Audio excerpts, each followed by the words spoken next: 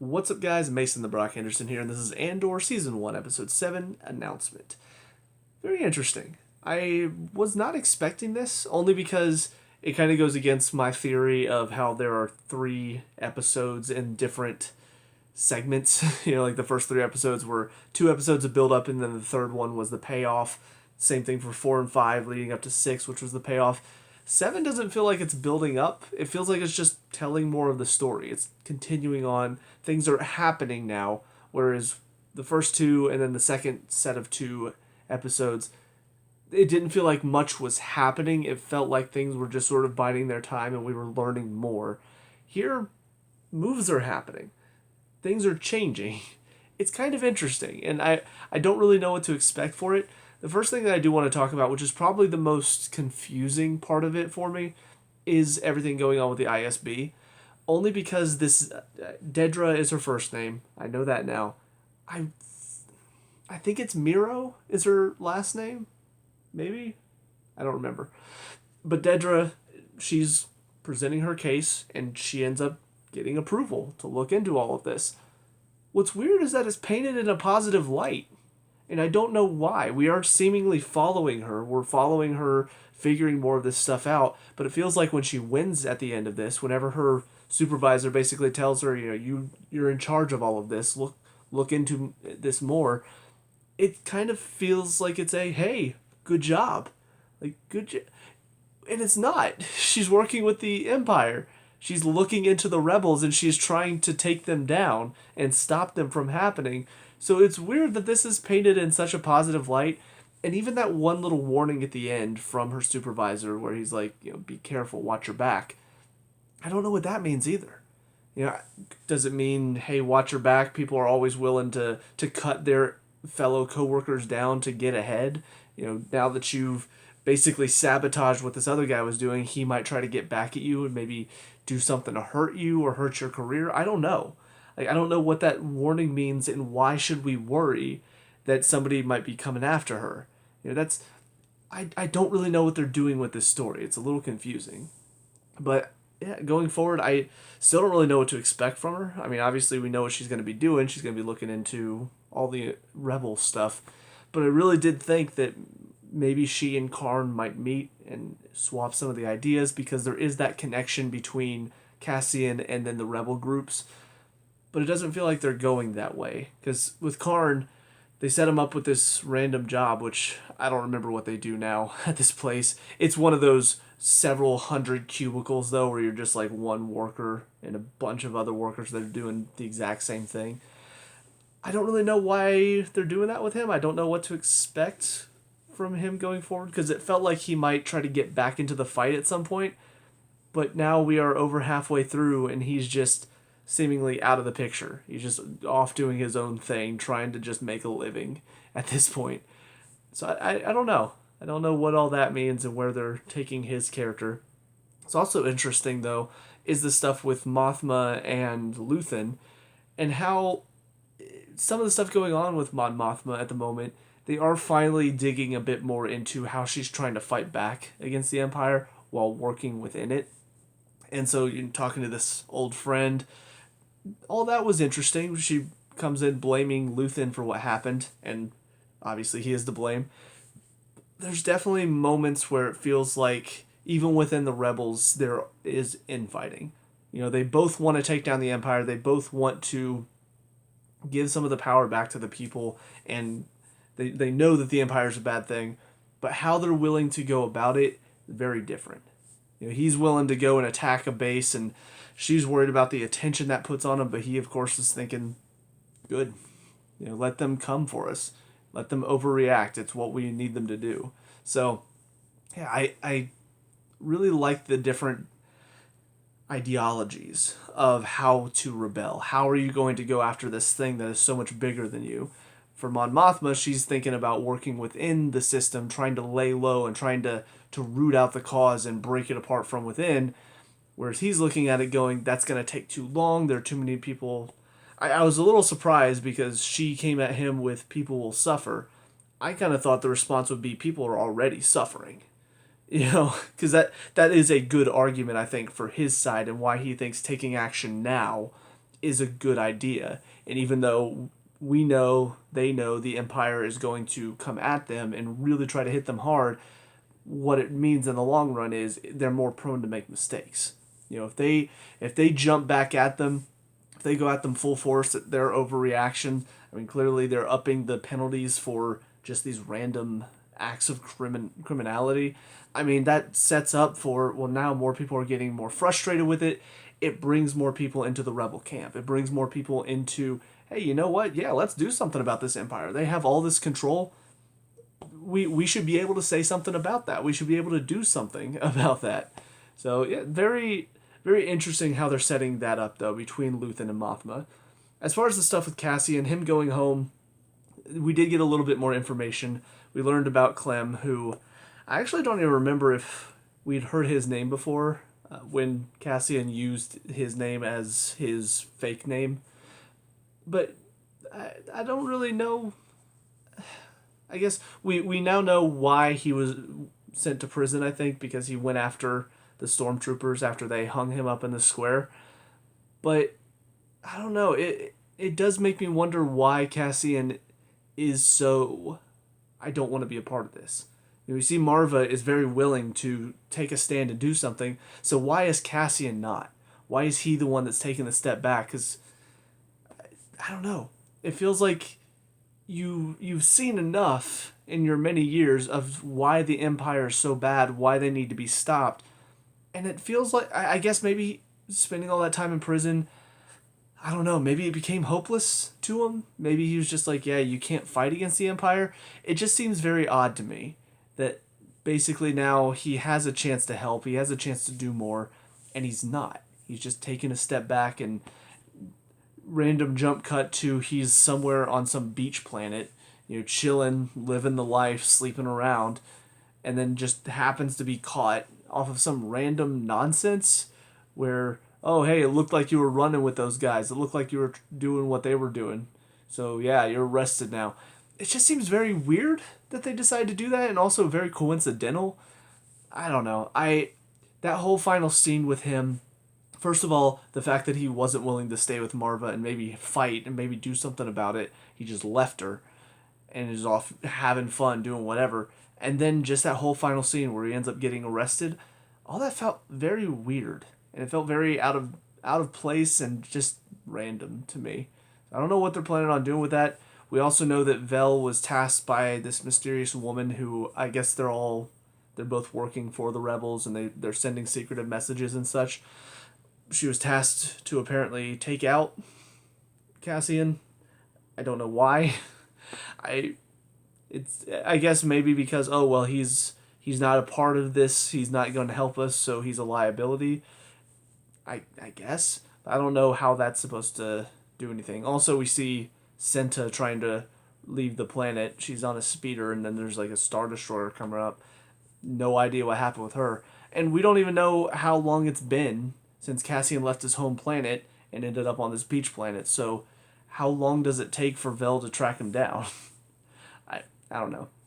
Just there are a lot of questions here at the end that I felt like made me unsure how I felt about this episode as a whole. There were some good moments, there were some not so great moments, and then there were some that just felt sort of weird and out of place. So I don't know. I don't really know how I feel about it.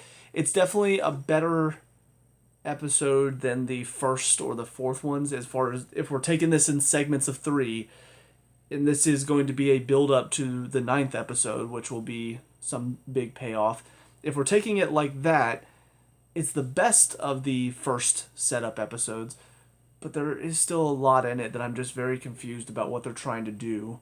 So, I don't know. We'll see how the next one goes, but on to it. I'll see you there in a sec. And now, episode 8, Narkina 5. So again, this one didn't really feel like it's a build-up episode to anything. It just felt like more kind of moving pieces, a little bit more information about where Cassian is going and what he's going to be doing in this prison and how it all works and stuff. But as far as the stuff going on outside the prison, that's where moves are starting to get made. We're starting to see some people take risky steps, I guess. And it is fairly interesting. I am engaged. I am wondering what's going to happen next. Some of it I'm not entirely sure what it's leading to, but I do like some of the conversations that were had about this idea of a rebellion and what it needs, and the whole conversation between Luthen and Saw Gerrera there at the end I thought was really interesting. Also cool to see. I think it's Forrest Whitaker back reprising that role again. So I think it's a good setup episode, but not one that I feel like is building up to the next episode. This feels like it's more so we're starting to build up toward where we're going to be at the end. I feel like there might be a climactic moment where Cassian's going to break out of prison with these guys. Either that or I don't know, maybe the rebellion's going to come get him. It seems like they want him dead though. I actually did notice because I didn't realize this was the same person, but I realized in this episode that the girl that was telling Vel to kill Cassian, pretty sure that was Clea, because it was weird because obviously she has different hair and she was wearing something completely different than when she's working in Luthen's office or whatever that place is.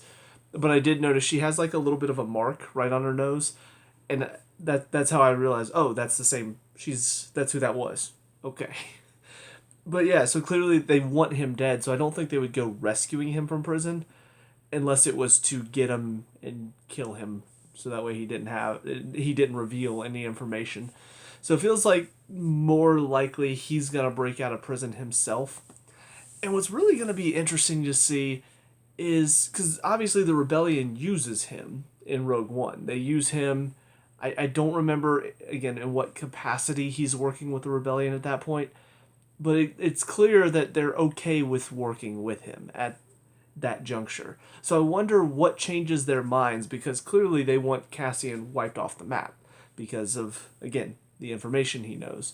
So maybe once he decides he's willing to join the rebellion, maybe at that point they're like, okay, well now we can trust this guy and we don't have to worry about him leaking any information.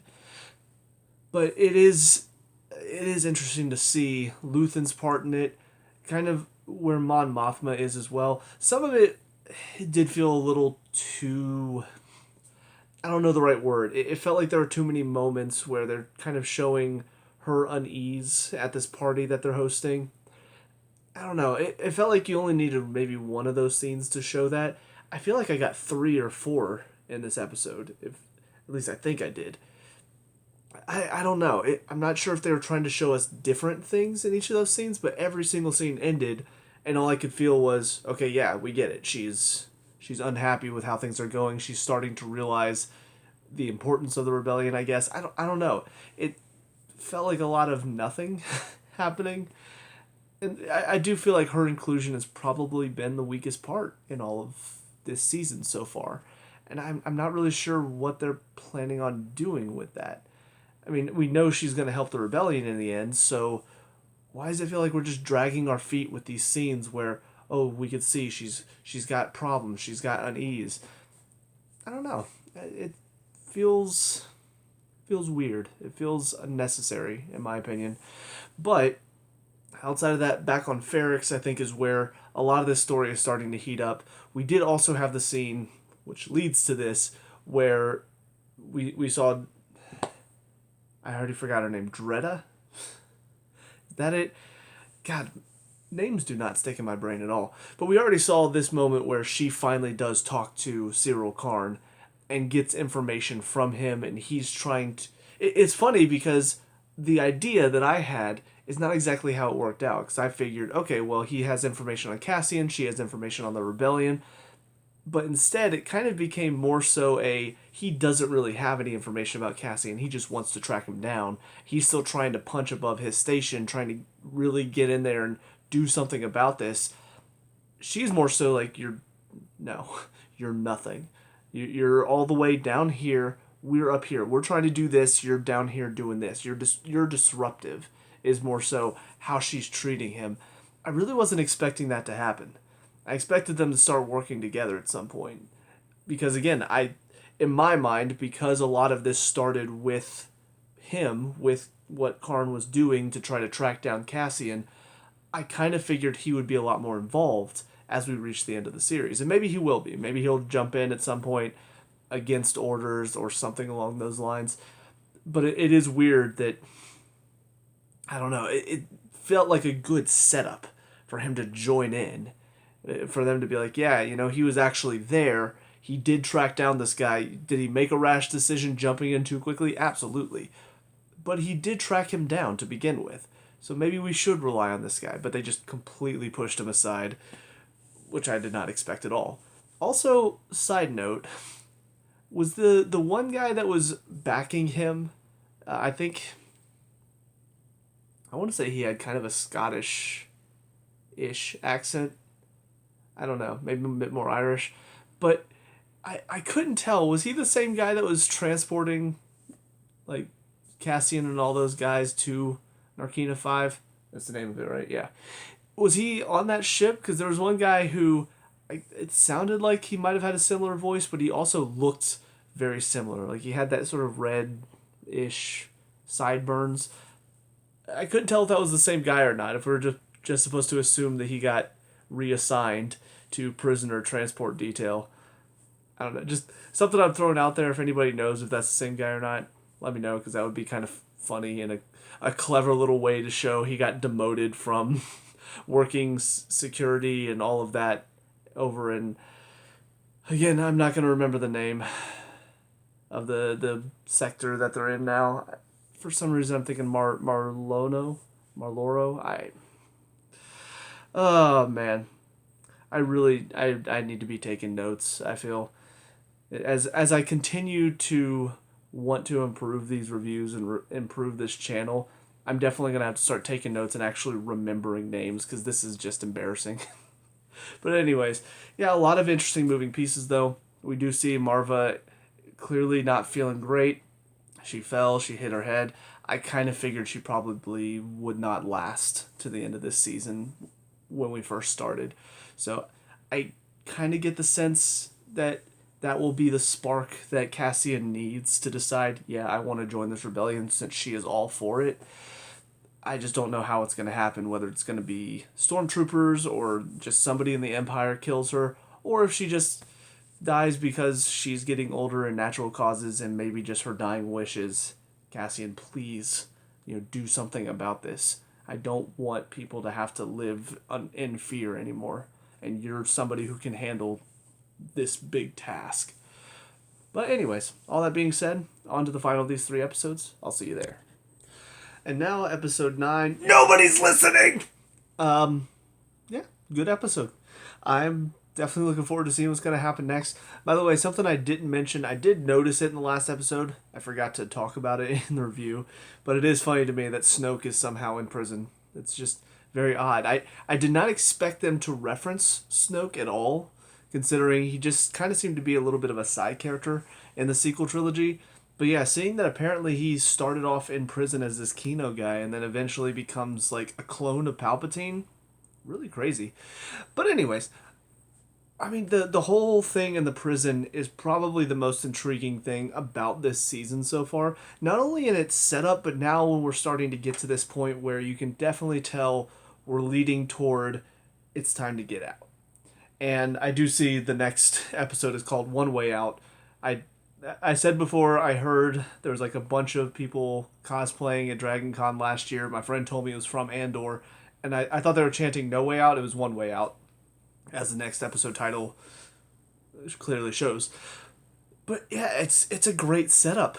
I mean, just from that moment where they're talking about certain things, we see Cassian sneaking off to the bathroom and cutting on the pipe there.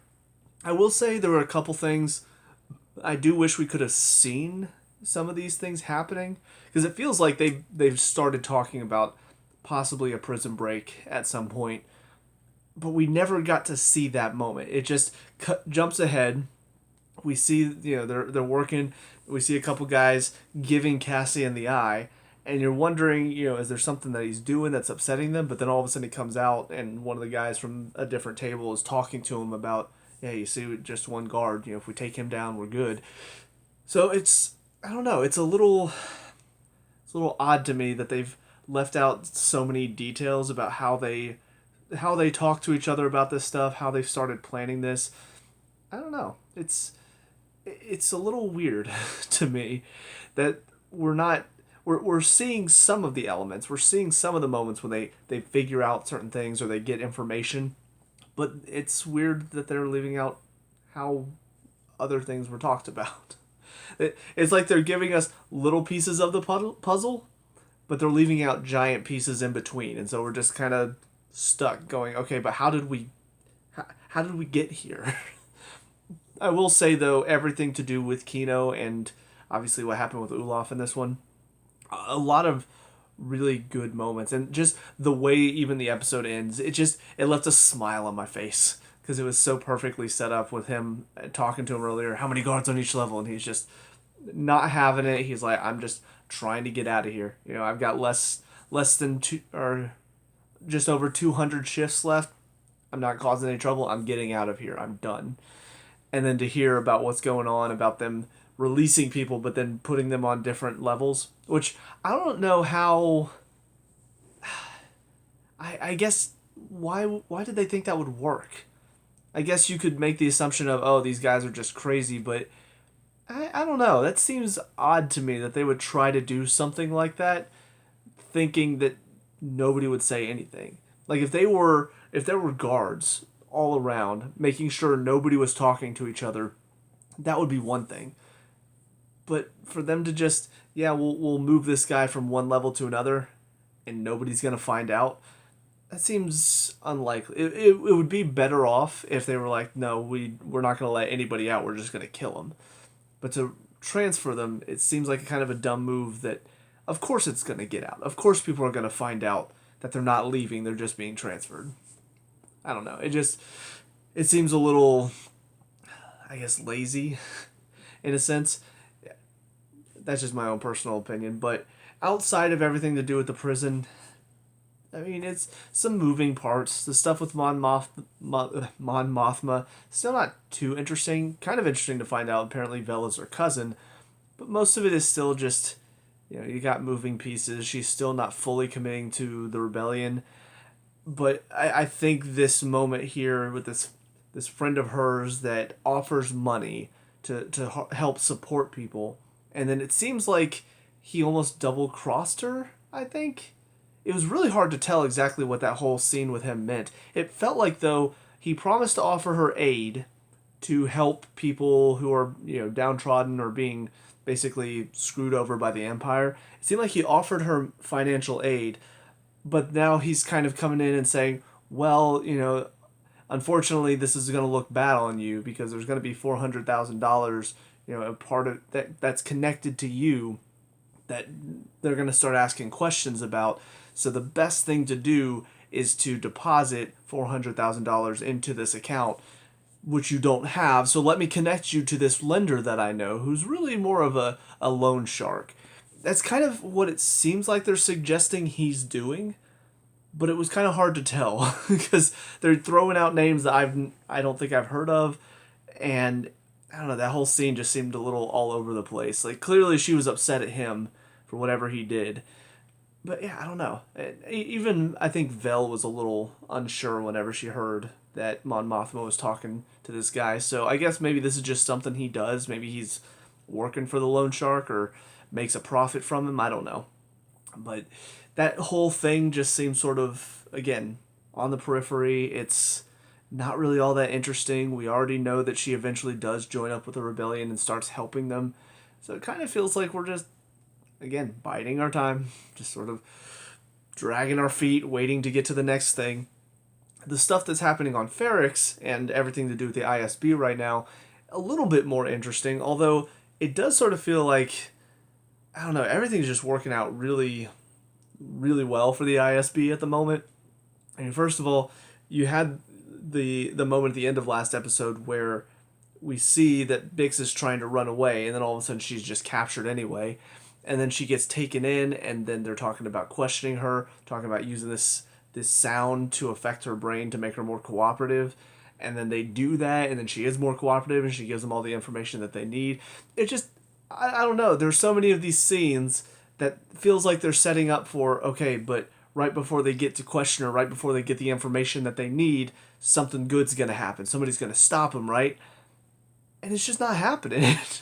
Like every single scene that's set up like that, where it's like super tense, and you're just like, oh no, I hope it doesn't happen, and then it happens.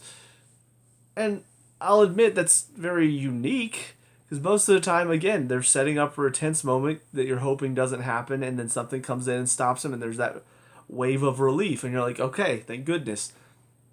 But here it's like, no, it's they torture her. She gives them all the information they need. Now they're tracking down the rebels. They're getting information about this guy that I remember Luthen bringing up the guy's name to Guerrera. I don't remember exactly how. I know he's a part of the rebellion. He's one of the different sects of the rebellions. I just don't remember exactly how he connects to the whole thing. Like why Saw Gerrera didn't want to work with him in the first place. But they set up this plan to track him down, following this ship that he's going to tow in when he finds out his pilot died. There's just a lot happening that it works out very well for the Empire. I mean, Dreda, she is absolutely just on top of everything. She is fully focused. She is just win after win after win.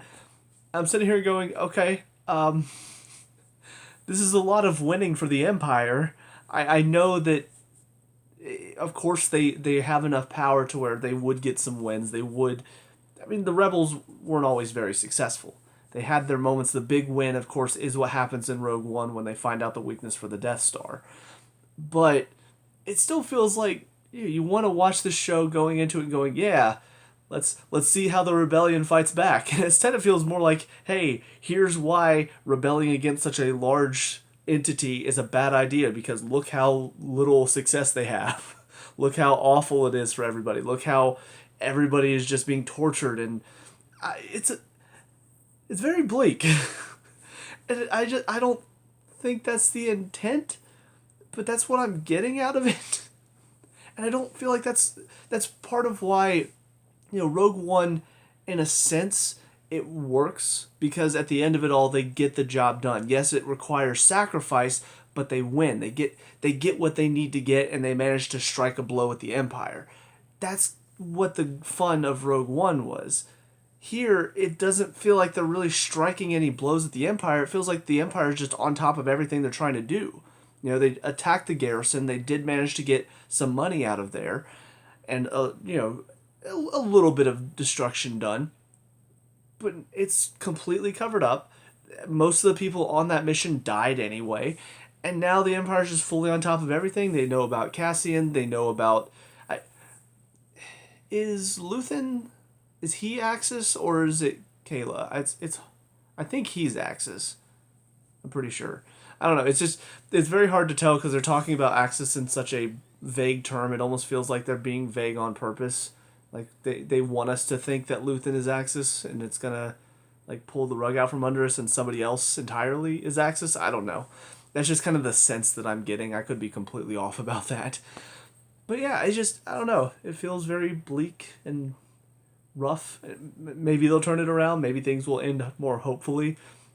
But yeah, I don't really feel like this is what the show is trying to tell us. But that's where it is right now. That's what I'm getting out of this is, hey, don't rebel, because all of this bad stuff happens if you rebel, and nobody wins. And that's just not a great message. But again, 3 more episodes. I'm sure they'll probably turn it around at some point. I'm sure there will be a little bit of victory. It's just they've spent so long in this moment of the rebellion is failing that I'm starting to feel it a little bit. I'm starting to get a little depressed watching this. So hopefully the turn happens soon. But anyways, with all that being said, that's it for me. Let me know what you guys think down in the comment section below. What were your thoughts on these 3 episodes? Let me know. We can talk about and discuss all that good stuff. Leave a like and subscribe for future Andor reviews, and I'll see you guys at the last 3 episodes. Peace out.